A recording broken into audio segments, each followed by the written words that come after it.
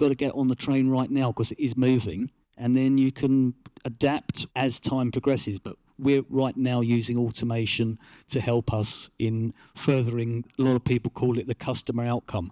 It's insurance. What we're selling is a promise to pay, and the outcome is, do they get their cash and how quickly? That's it. That's the only measurement. That's what we're using automation to help us be better at. I do want to jump straight into this point that people have been talking about technology for decades now in ways that, talk but nothing's happened. We're hearing this enthusiasm on stage, and Aidan, I'm going to start with you. To my point earlier, we've got some enthusiastic people who've got together on Wednesday evening to talk about technology and claims, but really everybody else is still just going to do it the same way. Or are we really now finally seeing a little bit of a change in what's happening? In terms of automation and technology and claims, I guess we're like a 17-year overnight success. I mean, we've been doing claims automation, claims technology for, 2008, so probably Zoe would know more than me, but half the claims that go into Lloyds, we would manage with one of our carriers. So in terms of automation, the future is here now. What we're doing with, say, straight-through processing, we have carriers using that at the moment, Matthew. So it's here and now. It exists at the moment.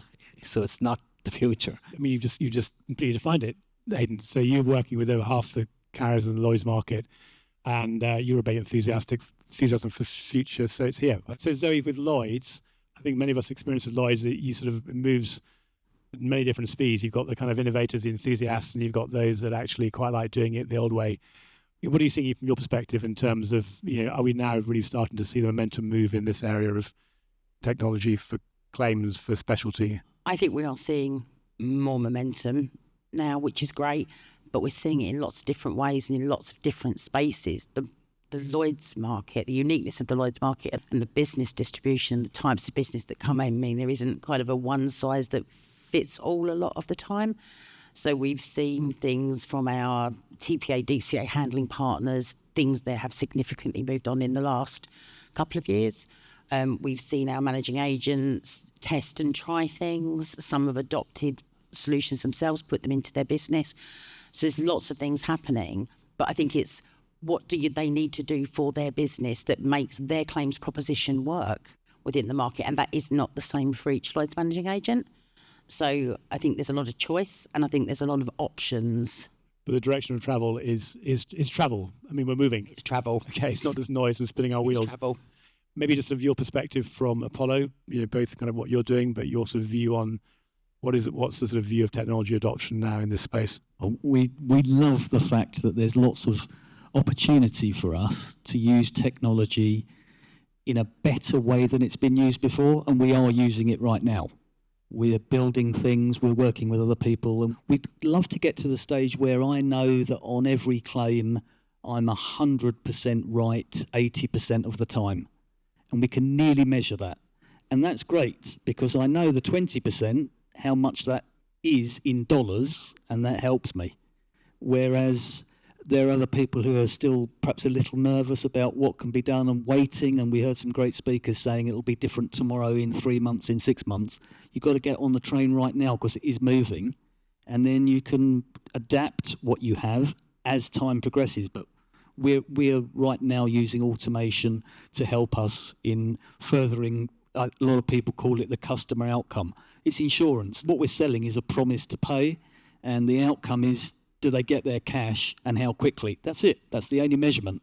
So that's what we're using automation to help us be better at. Well, Aidan, you're working with half the markets, and probably half the market you're working with is in the half that actually is adopting technology. But I mean, have you got a perspective on what Simon's doing, what Apollo's doing? Ultimately, from Apollo's perspective, or from our perspective, we've been doing claims dashboards for over a decade, where ultimately the handlers want to be able to handle claims. A lot of the handlers at the moment is they're trying to get the information together to handle a claim, where we'd see with what Apollo are doing, or what we see with our customers are, to give them a competitive advantage, is that they have a claims dashboard that links into their policy system, it links into sanctions checking, document management, email ingestion. It's all there on a dashboard.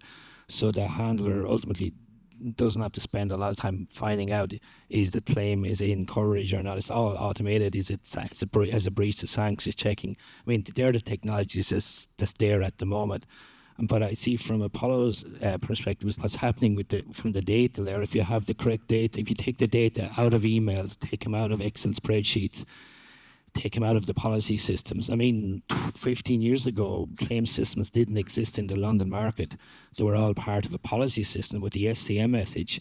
Now, it's only in the last, decade that independent claim systems exist on their own, where now there's an opportunity in future to look at from the data layer that you have the claims data, you can make decisions using AI tools. But I guess what I see from Simon's vision is to give Apollo a competitive advantage over other carriers in the market, say automation and say some claims that are less complex that handlers don't need to touch at all. That can be automated coming in. So yeah. It's interesting with Lloyds because you've got to, broadly speaking, I know that this is a bit of what you do as well. There's a sort of dual role. One is to lead the market, encourage innovation. There's various different initiatives like Lloyds Labs out there to do that.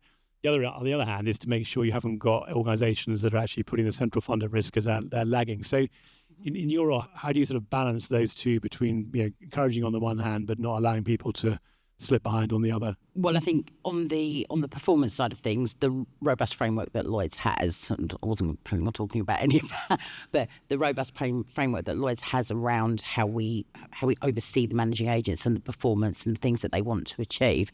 So I think that part is there and managed, and it is about trying to develop further this innovation side. And in a syndicated market, that's incredibly difficult when you're sort of on your own for a lot of it, and then you all come together to pay at the end. So there's steps where you're away, and then there's steps when you're together, and it's how do we make that journey. So you mentioned the Lloyds Lab, great innovation. We have some brilliant insurtechs that comes through there. They work with the market, but we have to work through this syndication piece, which is interesting, which means that now we're looking at how we turn really great products into services that the market can now take advantage of as elective services. So it's how do we sort of scale some of it up so it has a much bigger reach across a much larger sort of claims universe that we have. I mean, we talked about Blueprint 2, and Blueprint 2 needs to happen so that we can begin to really pull all of that digital stuff together. So replacement of the core is key to connecting services in some instances, and in some it isn't, and that's absolutely fine too. But we do need to move all of that forward. I mean, just on your point there about elective services. So one of the organisations, I don't know if you were directly involved in bringing it in, but I'm sure you came across them, was Mackenzie Intelligence Services. And I'm sort of fresh on the podcast actually with Will Bonner, the CEO. But that I think is a great success story for Lloyds and of course for MIS, because you supported them for a couple of years. Everybody had access to them, and at some point it's like, okay, now time to go and prove yourself. Lloyds can't keep you going forever, and they've now gone out and they've actually retained a lot of the customers that previously were not paying for it. So I think that's a great example, and sort of linking, I suppose, to that. So for people that want, all the people we talked about before with Joe, that are in organisations that want some help, how should they approach Lloyds or approach you to sort of learn a bit more about what they can either do or how you can help them? So I think they can come and talk to me, or they can go and talk to the lab. There's a number of programs that can help and assist in how to sort of build out to work with the Lloyds market. It's not difficult. It always seems difficult, but it isn't. You've got a whole community of people that are really committed to change and digitisation now. Always firms willing to work through this, and it's really important that claims keeps up now. And the reason for that is because there is so much of this in the underwriting world. How are we bringing together those policies that are written algorithmically, parametric insurance, numerous other examples we've got, where actually the claims touch probably is less of a human touch than it is a data touch, a digital touch. So how do we start to develop that? Yeah, I mean, we had an event here a few weeks ago, algorithmic underwriting, and it's incredible to see the level of interest and organisations like Vave and Marix in the audience already doing that. You can't do that unless you've got a good digital approach. Simon, I just want to come back to you and just sort of again, just for people to think about this as they go away. But for somebody in an organisation that is thinking, right, okay, I get it. This has arrived. I want to do it. What's your advice about how they can actually make a difference in their own organisations from a sort of practical point of view? And sort of within that, are there some easy wins to get things moving? Absolutely, there are. So the first thing to do, and is what we did, was we got all the claims people actually handle claims. No techies, just claims handlers in a room, and said, tell us what you do on every claim. And anyone that's ever handled a claim will say, I do the same things. I check the date of losses in the policy period. I check the name of the insured is who I give a policy to. I check the location, and then I look at the claim. And then we said, well, can't we just automate all of that? So we did. They check the premium's been paid, automate it. It's all really simple things in the system that the system can then check. So now 23,000 claims later that have gone through the system, we've probably saved hours or days of time and allowed a claims handler to handle a claim rather than tick box, did the date of loss fall in the calendar period. So those things really, really simple. Everyone that handles claims can do it, and they'll all have a list of things that they do every single day that they don't need to do themselves anymore because the machine can do it for them. And it's so simple. I mean, none of that is techie stuff. So from there we moved on to what else can we do? And all those things have enhanced our claims proposition because we've got more time to actually study a claim, consider it, and then ultimately pay it quicker. We have claims come into our system. Nothing sits in our system for longer than 0.8 of a working day. No one in Lloyds handles a claim quicker than we do. No one. It's statistics. And that is enabled by preventing people burning up their time on something that they don't need to burn up their time on because the system will do it for you. It's not taking anyone's job away, it's just making them focus their attention on the important part of their job rather than the bit that has to be done to get to the next stage. Yeah, no, I love that. I mean, the fact you've got that number, it means you measure it, you can measure it, you can hold people accountable, you can hold yourself accountable. I also think it's fantastic, get everyone together and just ask what they're doing. I'm sure some easy winners on that. Aidan, you're only working with half the London market, I think, at Lloyd's market, so you've got you've got some opportunities ahead of you. What should we be looking out for in the next 12 months that DOCOsoft is going to be driving forward or surprising us with? Well, obviously, AI is on hot topic, and I think one of the speakers earlier was saying as well, don't hang around, just get proofs of concept out there, and if it fails, go back again. But just picking up your point on Mackenzie Insurance Services, in terms of the vision for the future is, we know at the moment that, say, MIS is a tool, you can plug in, now it's a bit of a deal, but in future, you're going to get these plug and play Lego blocks type solutions like MIS.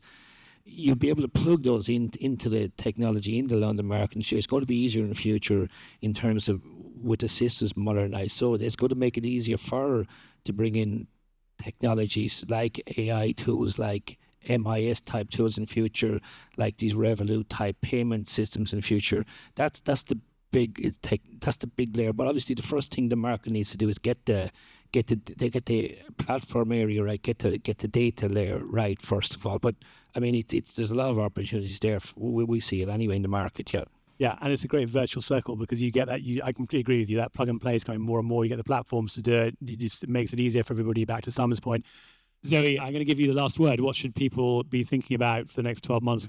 So looking to the future. So I think everybody really needs to think about what works for their business and what they want to do in line with their customer base, their service proposition. I think people really do need to try it. I think that's come up a couple of times today, is pick something, start going with it, and partially be prepared for it not to go as you feel it should have gone with how you designed it. And then I think that comes into management buy-in, senior stakeholders agreeing that that's okay. It's okay for us to fail. So I think there's a whole host of things that were really exciting. I think as people start, they will learn. And Lloyds did something a few years ago that didn't go as we planned, if I'm honest. But we did learn a whole load of stuff out of it. So now I'm excited that I get to help work with the associations in the London market, the Lloyds Lab, for us to now build services, test them, get them into a service, and then sort of, I don't want to use the word industrialise, but, to get them at a much larger scale to make a really big impact for people. But it's people's choice. Okay, there's a lot in there. And for those three of you, we were prepping for this, you thought, how can we all get this into such a short session? We've covered an awful lot. So Simon, Aidan, Zoe, thank you very much.